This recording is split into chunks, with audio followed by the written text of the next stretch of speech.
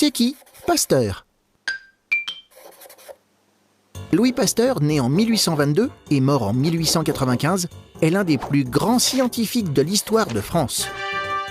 Il était chimiste et physicien, mais c'est dans le domaine de la médecine qu'il a fait ses plus grandes découvertes. Enfant, Louis Pasteur est très doué en dessin, mais il abandonne l'art pour la science à la fin de l'adolescence. Ses travaux scientifiques l'amènent à s'intéresser à la fermentation, qui sera à l'origine de sa plus célèbre découverte, le vaccin. Il comprend d'abord que des micro-organismes vivants sont capables de changer la matière. Ce sont les ferments. C'est par exemple le cas de la levure, un champignon utilisé pour faire du pain ou de la bière. Le savant s'intéresse alors de plus en plus aux microbes, qui sont très peu connus à l'époque. C'est lui qui conseille de se laver les mains régulièrement pour empêcher les infections microbiennes. Il commence à étudier la rage, une terrible maladie transmise aux humains quand ils sont mordus par des animaux malades, comme les chiens. En 1884, Pasteur reçoit la visite d'un enfant qui vient d'être mordu par un chien atteint par la rage. Il lui injecte un produit pour l'empêcher de devenir malade. C'est ce qu'on appelle un vaccin. Désormais, les personnes vaccinées sont protégées. Les travaux de Pasteur ont ainsi ouvert la voie aux vaccins qui ont sauvé des millions de vies dans le monde. C'est qui l'abbé Pierre?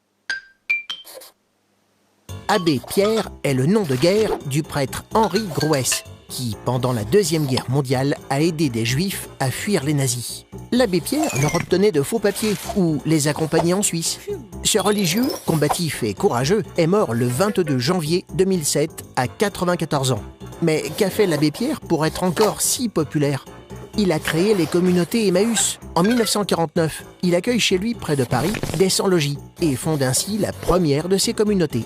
L'abbé Pierre offre à ses compagnons, souvent désespérés de trouver, en aidant les autres, un sens à leur vie. Il fournit aussi aux compagnons d'Emmaüs un travail, comme réparer des objets abandonnés pour les revendre après.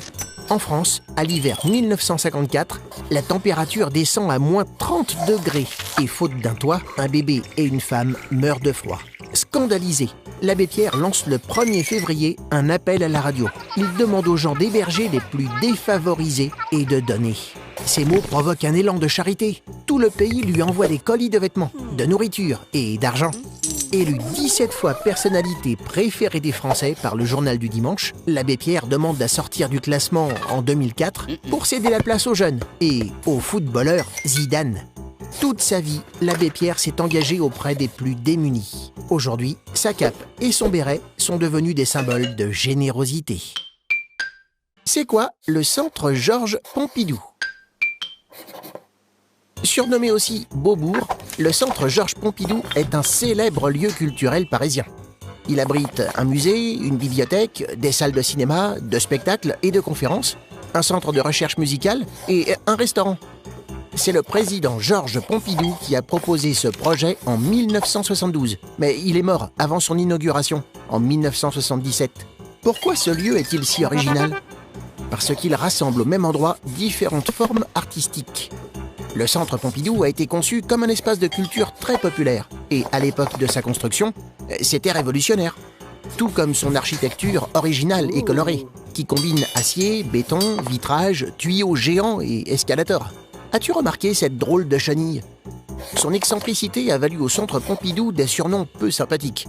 Notre-Dame de la tuyauterie, monstre du Loch Ness, supermarché culturel, usine à gaz. Aujourd'hui, les visiteurs affluent, et il est presque aussi célèbre que la Tour Eiffel. Les expositions d'art moderne et contemporain rencontrent un vif succès auprès des Parisiens et des touristes. Très fréquentée, la bibliothèque publique d'information est accessible à tous, gratuitement et sans inscription. Désormais, le centre Pompidou déploie ses expositions et développe des antennes en France et dans le monde. Alors, qu'est-ce que tu attends pour y aller? C'est qui Coluche? Coluche est un comédien et humoriste français, né en 1944 et mort en 1986. Il a joué dans 25 films et reçu le César du meilleur acteur pour son rôle dans Ciao Pantin. Habillé d'une salopette rayée sur un t-shirt jaune, il aimait faire le clown en racontant des histoires drôles. Mais pourquoi parle-t-on encore de lui aujourd'hui? Coluche est toujours considéré comme l'un des plus grands comiques français. Il s'exprimait de façon très libre, un peu grossière, en se moquant de tout et de tout le monde. Pour bousculer les hommes politiques, il s'est même présenté à l'élection présidentielle de 1981. En 1985, révolté par la situation des pauvres en France, il crée une association qui distribue un repas chaud à ceux qui ont faim. Les Restos du Cœur sont nés. Le premier hiver, 8,5 millions de repas sont servis par 5000 bénévoles. Coluche demande à des artistes et des personnalités du sport, de la télé et de la politique de soutenir l'association. Aujourd'hui, on n'a plus le droit ni d'avoir faim, ni d'avoir froid. Le chanteur Jean-Jacques Goldman compose la chanson des restos. Chaque année, pour récolter de l'argent, des artistes forment la troupe des Enfoirés, qui donne des concerts et vend des albums et des DVD. Coluche est mort dans un accident en 1986, mais sa générosité se perpétue à travers les Restos du Cœur, qui aident les pauvres, de plus en plus nombreux, à essayer de s'en sortir. C'est qui Walt Disney? Walt Disney est un créateur de dessins animés et un producteur américain. Mickey Mouse, le personnage qu'il a imaginé, l'a fait connaître dans le monde entier. Et même s'il est mort depuis plus de 50 ans, tous les enfants se rappellent encore son nom. Pourquoi Walt Disney a-t-il eu un tel succès? En 1923, Walt Disney ouvre un petit studio d'animation. Un pari risqué. À cette époque, les dessins animés sont rares et ils sont encore en noir et blanc et muets. Mais Disney a du génie. Il invente les personnages de Mickey et de sa bande et réalise les premiers dessins animés parlants. C'est le début de la réussite. Le public adore et Mickey devient une star internationale. En 1938, Disney triomphe au cinéma en réalisant Blanche-Neige et les 7 nains, le premier film d'animation en couleur. Walt Disney est aussi un redoutable homme d'affaires. Il transforme Mickey en héros de BD dans Le Journal de Mickey. Puis en star de la télévision en 1955, dans l'émission Le Club de Mickey Mouse. Et il imagine le premier parc à thème et ouvre Disneyland, en Californie. À sa mort, en 1966, Walt Disney est millionnaire et son entreprise de divertissement est l'une des plus puissantes au monde. Depuis, la compagnie Disney a réalisé plus de 250 films et dessins animés, ouvert 5 nouveaux parcs d'attractions et fait toujours rêver les grands et les petits. C'est qui Fidel Castro? Fidel Castro a dirigé Cuba, une île des Caraïbes, pendant plus de 50 ans. Il est mort le 25 novembre 2016 à 90 ans.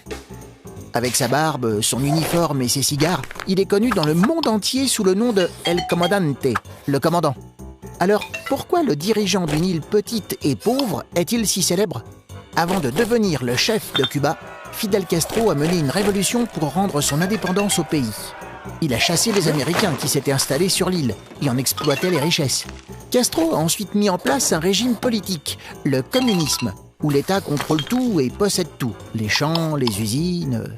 Les Américains, très opposés au communisme, n'ont pas supporté d'être défiés par Cuba, cette petite île située à peine à 150 km de la Floride. Ils ont ainsi interdit la vente et l'achat de marchandises entre Cuba et les États-Unis. Aidé de son puissant allié, la Russie, Fidel Castro a tenu tête aux géants américains et dans de nombreux pays, il est devenu un symbole de résistance. Pourtant, ses choix ont plongé le peuple cubain dans une grande misère et de nombreux opposants ont été emprisonnés ou obligés de fuir. Fidel Castro a cédé le pouvoir à son frère Raúl en 2008. Mais la vie à Cuba reste toujours très difficile. Malgré cela, des milliers de Cubains ont assisté à la cérémonie d'adieu à El Comandante, contrairement à la plupart des chefs d'État. Tu te poses des questions? Nous, on y répond.